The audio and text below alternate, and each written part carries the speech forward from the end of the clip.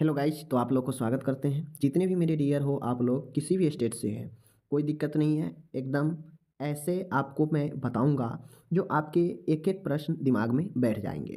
आप किसी भी स्टेट से नर्सिंग के कोई भी एग्ज़ाम की प्रिपरेशन आप कर रहे हैं, आपके लिए यह वीडियो जो प्रतिदिन इवनिंग में देखने को मिलेगा, आप लोग बिल्कुल इसको देख सकते हैं और समझ सकते हैं। इस चैनल पे आपको तमाम नर्सिंग कॉम्पिटिटिव एग्ज़ाम की तैयारी कराया जाता है। आप किसी भी स्टेट की हैं, आप बिल्कुल तैयारी यहाँ से कर सकते हैं। बिल्कुल हाई लेवल के क्वेश्चन से लेकर सभी प्रकार के आपके एग्ज़ाम के ध्यान में रखते हुए क्वेश्चन लाया जाता है।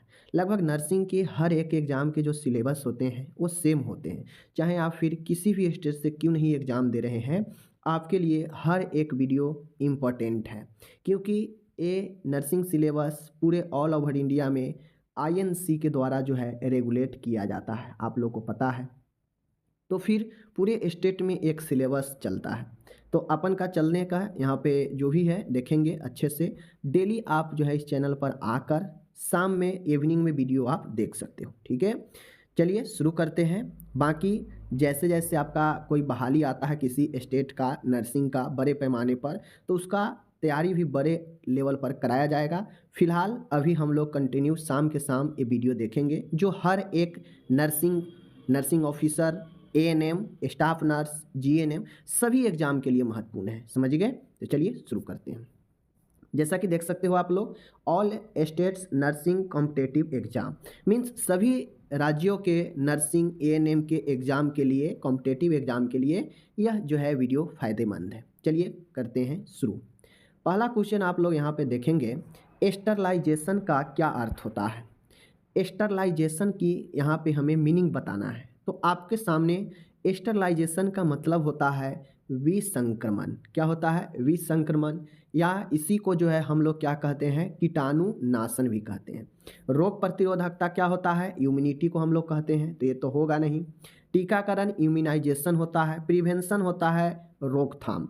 तो ये आपका कहीं से भी जो है ये सब संबंधित नहीं है। विसंक्रमण कीटाणुनाशन को ही स्टरलाइजेशन कहते हैं। ओके, आगे है। अब यहाँ पे नेक्स्ट प्रश्न है, आरबीएसके एक प्रोग्राम का नाम है आरबीएसके। यह आरबीएसके जो है किस वर्ष लॉन्च किया गया था, एक क्वेश्चन है यहाँ पे। तो आपको ये बताना है कि आरबीएसके की शुरुआत जो है किस वर्ष की गई थी। 2011 में, 2013 में, 2015, 2017। तो राइट आंसर यहाँ पे है आपका 2013। आरबीएसके कार्यक्रम आपके प्रोग्राम जो है 2013 में शुरू किया गया था। अगर आप जानते हैं कि आरबीएसके का फुल फॉर्म क्या होता है तो कमेंट कर सकते हो, ठीक है। आगे नेक्स्ट प्रश्न है, निम्न में से किस प्रोग्राम का संबंध 4DS पर फोकस करने से है। यहाँ पे क्वेश्चन ये कर रहा है कि कौन सा कार्यक्रम है जिसका रिलेशन जो है 4DS पर फोकस करने से संबंधित है। क्या वह आरबीएसके है, क्या आईएमएनसीआई है, क्या पीपीआईडी है, या फिर आपका एनयूएचएम है, ठीक है, ये बताना है।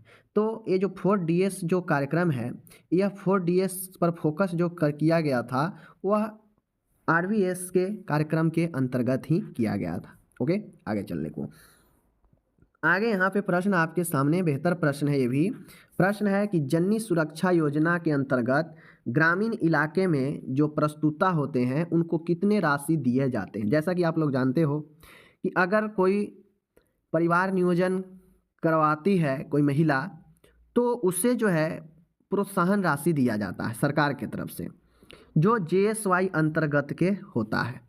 तो जेएसवाई जननी सुरक्षा योजना के अंतर्गत ग्रामीण इलाके में जो प्रस्तुता महिला होती है उसको दे राशि 1400 रुपये होते हैं। कितने होते हैं? 1400, ठीक है। अब यहाँ पे है, निम्न में से मादा युग्मक है, मतलब फीमेल वाला यहाँ पे हमसे पूछ रहा है। फीमेल में कौन सा होता है? स्पर्म होता है, ओवम होता है, फर्टिलाइजेशन होता है, एम्ब्रोई होता है, भ्रूण होता है। तो आपको पता है मादा युग्मक जो होता है जिससे निषेचन का काम होता है, तो मादा में मीन्स औरत, लेडीज में कहा जाए तो वह जो है आपका कौन सा होता है? स्पर्म तो मेल में होता है, पता है आपको। निषेचन है जो नर और मादा के युग्मक को निषेचन कहते हैं, दोनों मिलता है तो, ठीक है। और भ्रूण तो होता है जो गर्भ में जो प्रोडक्ट का निर्माण होता है, समझ गए।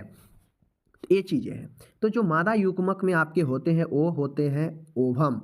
ओवम जो होता है यह मादा में पाया जाता है, जो आपके युग्मनज को क्या करता है, युग्मक में भाग लेता है। समझ गए चीज़ों को। चलिए ये चीज़ें कंप्लीट। अंतरा क्या है, यहाँ पे पूछा जा रहा है कि अंतरा क्या है। सबसे पहले समझ लीजिए अंतरा क्या है। क्या अंतरा एक पुरुष गर्भ निरोधक साधन है, या फिर वह महिला का गर्भ निरोधक साधन है, या पुरुष तथा दोनों के लिए उपयोग में लिया जाता है, या फिर गर्भ निरोधक का यह एक अस्थायी साधन है, बताना है। तो माय डियर अंतरा एक है तो वह गर्भ निरोधक का ही साधन, बट वह एक महिला का गर्भ निरोधक साधन है। ठीक है, एक महिला की जो है गर्भ निरोधक साधन है। समझ गए चीज़ों को, इस चीज़ को ध्यान में रखने को। नेक्स्ट प्रश्न है आपके यहाँ पे सामने, आप सभी के सामने है, मानव शरीर में कैंसर किस प्रकार फैलता है। बॉडी में कैंसर कैसे फैलता है हम लोग जानते हैं। देखिए त्वचा स्किन कैंसर भी हो सकता है, बट फैलने की बात कह रहा है। तो फैलने के लिए लिम्फेटिक सिस्टम होता है, क्या उससे फैलता है, या त्वचा से फैलेगा, या रक्त से फैलेगा। तो देखिए फैलने की बात है तो वह लिम्फेटिक सिस्टम से भी फैलेगा और ब्लड से भी जो है आपके फैल सकते हैं बॉडी में कैंसर, बट त्वचा में हो सकता है लेकिन त्वचा से फैलता नहीं है। समझ गए चीज़ों को।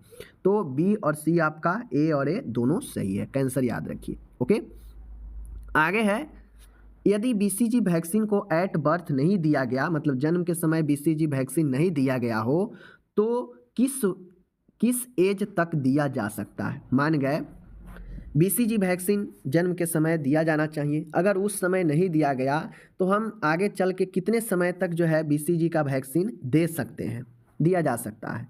6 वीक्स, 6 मंथ्स, 12 मंथ्स, या पूरे जीवन में कभी भी।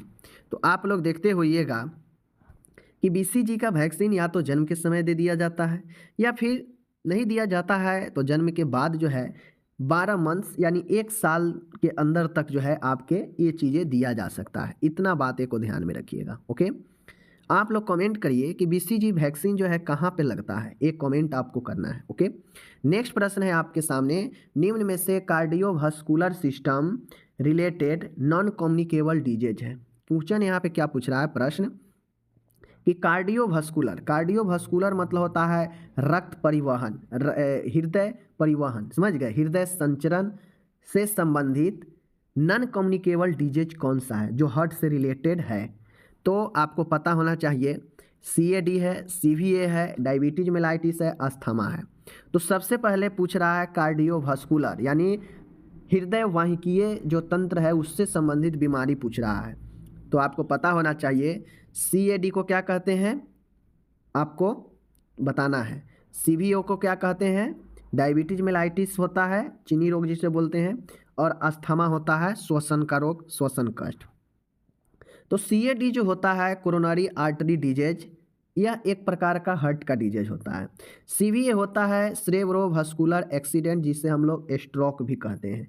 ब्रेन में सप्लाई कम होता है रक्त का, तो जो है यही रोग हो जाता है CVA, चूँकि ऑक्सीजन कम जाता है तो CVA हो जाता है, स्ट्रोक लग जाता है। ठीक है, तो ये हो जाएगा, तो ये तो ब्रेन का रोग हो गया। डायबिटीज मेलाइटिस आपका यह जो है मेटाबॉलिक डिसऑर्डर के कारण होता है, शरीर में गड़बड़ी के कारण, चीनी रोग। अस्थमा है जो एक श्वसन कष्ट होता है, लेकिन हमारा इसमें कौन सा हार्ट का डिजीज हो गए, CAD हो गए, तो ये राइट आंसर है। ओके, आगे चलिए।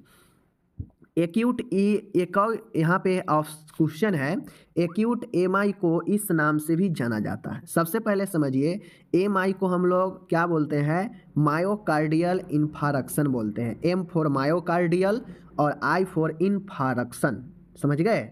एक्यूट मतलब होता है अचानक से या तीव्र गति से। ठीक है, तो MI का मतलब होता है मायोकार्डियल इन्फारक्शन। इसी को हम लोग दूसरे भाषा में जो आगे चलिए बताते हैं। ऑप्शन है angina pectoris, heart attack, heart failure, cardiac dysrhythmia. तो माय डियर जो आपका MI होता है उसका दूसरा नाम जो है हार्ट अटैक ही होता है। ठीक है, MI का दूसरा नाम हार्ट अटैक ही होता है, और यह किसी व्यक्ति में अचानक से आ जाता है, समझ गए। तो इसीलिए इससे जो है एक्यूट MI के नाम से भी जानते हैं। ओके, बाकी एंजाइना पेक्टोरिस भी एक आपके हार्ट डिजीज ही है, लेकिन इसमें व्यक्ति में अटैक नहीं आता है, इसमें व्यक्ति का हल्का हल्का चेस्ट पेन या तेज गति से चेस्ट पेन होने लगता है एंजाइना में, ठीक है। हार्ट फेलुअर होता है, मतलब अचानक से हार्ट जो है काम करना बंद कर देता है, बॉडी में ब्लड सप्लाई बंद कर देता है। लेकिन हार्ट अटैक में होता यह है कि हार्ट को ही ब्लड नहीं मिल पाता है सही से, जिसके कारण हार्ट का जो टिश्यू होता है वह जो है धीरे धीरे समाप्त डेड होने लगता है, जिससे व्यक्ति को अटैक आ जाता है।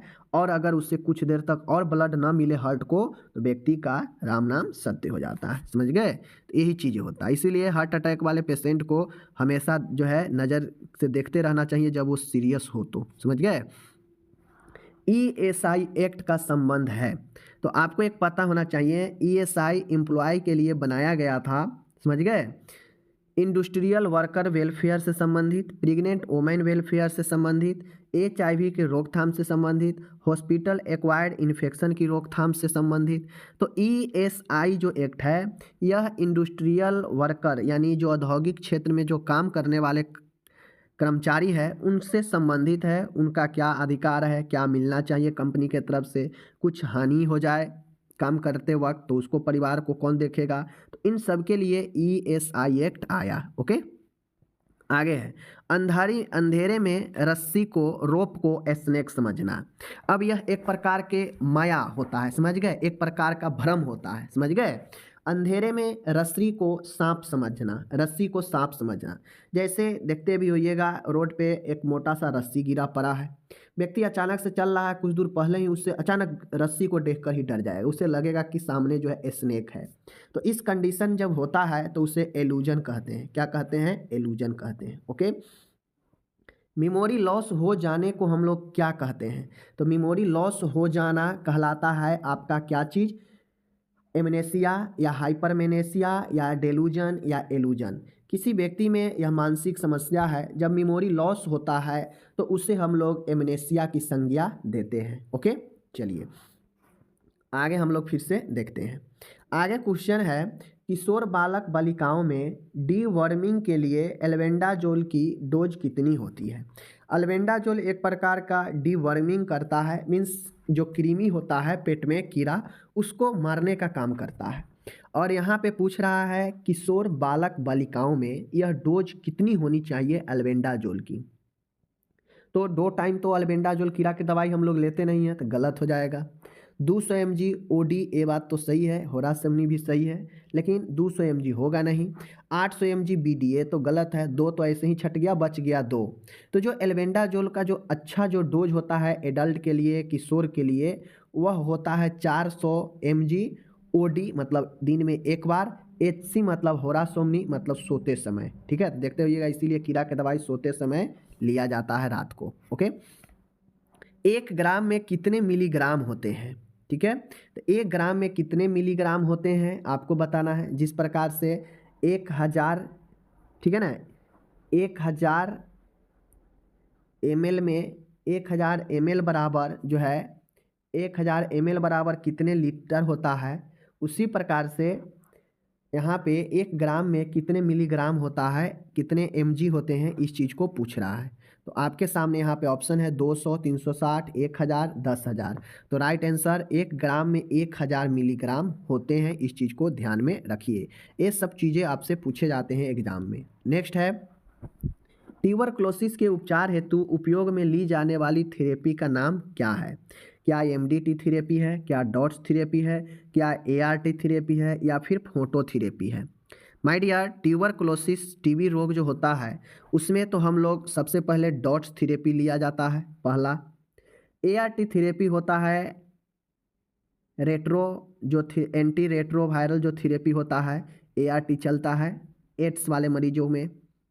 फोटोथेरेपी होता है जिसके बिलुब्रिन लेवल बढ़ जाए बच्चा में, तो उसको फोटोथेरेपी से भंगुर किया जाता है। तो ये सब चीज़ें हो गया, ये भी बता दिए क्वेश्चन। आगे चलिए एक बार फिर से आगे हम लोग देखेंगे। नेक्स्ट प्रश्न है, कहता है निम्नलिखित में से एंटी कन्वल्सल मेडिसिन का उदाहरण कौन सा है? अब एंटी कन्वल्सल मेडिसिन का मतलब होता है, एंटी मतलब विरोधी, कन्वल्सल मतलब होता है दौरा पड़ना। किसी पेशेंट को अगर दौरा पड़ता है, जिसके कहते हैं मिर्गी आना या फिर सीजर, मतलब कभी दौरा पड़ने लगता है अचानक से, तो उसे एंटी कन्वल्सल दवाई के रूप में डुल्कोलेक्स देंगे, गलत। एमिनोफाइलिन देंगे, गलत।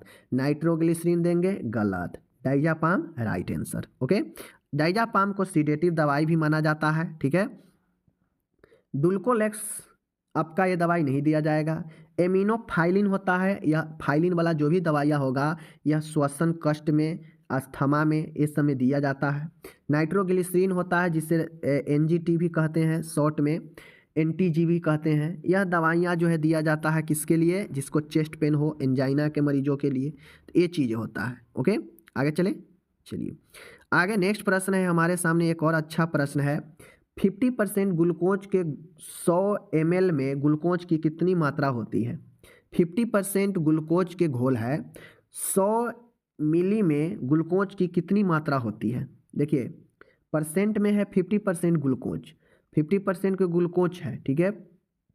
100 मिली के घोल है, इसमें ग्लूकोज की मात्रा कितनी होगी। तो जाहिर सी बात है 100 ml की मात्रा है, 50% ग्लूकोज ही है, तो 50 ही ग्राम ना होगा। तो इस चीज़ को आपको ध्यान में रखना है। आगे चलिए, आगे प्रश्न है एक बार और अच्छा प्रश्न है। प्रश्न कहता है कि HIV संक्रमण का पता लगाने के लिए कौन सी तकनीक अपनाई जाती है। तो ये तो हम लोग जानते हैं कि एलिसा टेस्ट किया जाता है, लेकिन कौन सा टेक्निक कौन सा होता है। नॉर्दर्न ब्लॉट होता है, एमिनो ब्लॉट होता है, साउदर्न ब्लॉट होता है, या फिर वेस्टर्न ब्लॉट एलिसा होता है। तो जो HIV संक्रमण के पता लगाने के लिए जो तकनीक होता है वह वेस्टर्न ब्लॉट तथा एलिसा होता है, ठीक है, इसको याद करने को। एंड आज के इस वीडियो के हमारा आखिरी प्रश्न है, एक रोगी को इंट्रामस्कुलर इंजेक्शन कहाँ लगाया जा सकता है। इंट्रा को हम लोग शॉर्ट में IM इंट्रामस्कुलर इंजेक्शन भी कहते हैं। यह इंजेक्शन मांस में कहाँ लगाया जाता है। सभी जगह तो मांस ही है बॉडी में, बट ऐसा थोड़ी ना कि सब कहीं भी इंजेक्शन दे देंगे। कहाँ एक स्पेसिफाई जगह है, वह कहाँ पे IM इंजेक्शन लगाया जाता है। निचली भुजा में, बटक्स की ग्लूटियल मैक्सिमस मांसपेशी में, कंधों में डेल्टॉइड मांसपेशी में।